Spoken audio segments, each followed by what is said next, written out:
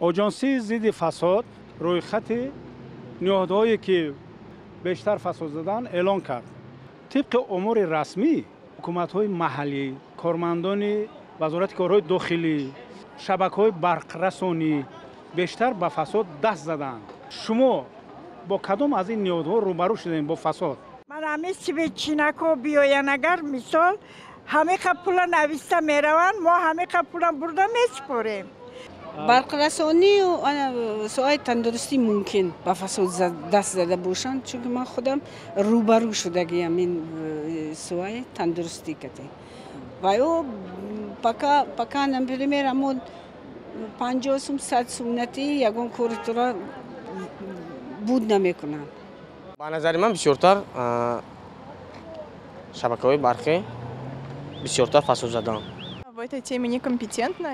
در این باره من چندان اطلاعی ندارم، مشاهده نکردم و از پیش هم نیستم، اما فکر میکنم که ما در زمانی زندگی میکنیم که فساد در همه جا هست. میخواهم که پرخری نشود. در همه مکتب کار کرده من پرخری را ندیدم. من که بیشتر با جامعه سر و کار دارم، مدام از شهروندان میشنوم که آنها بیشتر با فساد در ساحه معارف روبرو میشوند، چون که مجبور هستی منتظم پوره پیشنهاد کنی، حتی برای آنکه با فرزندت مناسبت خوب داشته باشند، بهای خوب گذارند، باید پول دهی. طلب میکنن برای ریمونت طلب میکنن، بعد برای مکتب دیر میکنن، بومگه بیار رمز بیار هرچی مثال طلب میکنه مکتب دام برای دیر کردگی طلبا. انا ملیسا участковой قدرت میشنن پول میشنن سوداگر پول میگیرن کانکراکای مسافردا یا شای جوانه پول قط میشنن. امی گایی ملیسا مثال جای کارش تشکیل باشد، لیکن گو میاین مکتبوی مورا پرویرکا میکنن. شما می توانید به کارمند گایی پول دهید و از جوابگری آزاد شوید. متاسفانه همین خیر. تا زمانی که فساد هست جامعه پیشرفت نمی کند. از طرف کارکنان ملیسا من ندیدم یگون بود. یک دو بار کارم غلطید. کارا به یگون و کمیته های محلی چی؟ مثال میگیریم انا رایکوم اسپاکوم کجایی که میرن اسپرافکا و پول. اینو راست اینو میکنن. انا زاکس با کار من افتادگی بود امی خیل چند بار بعد بسیار دکومنت را غلط می نویسند. یک بار نه من یک شهادت نامه را از زاکس پامیر پورشنف 11 بار با یک شهادت نامه را 11 بار من گرفتگیم در دستم هستم.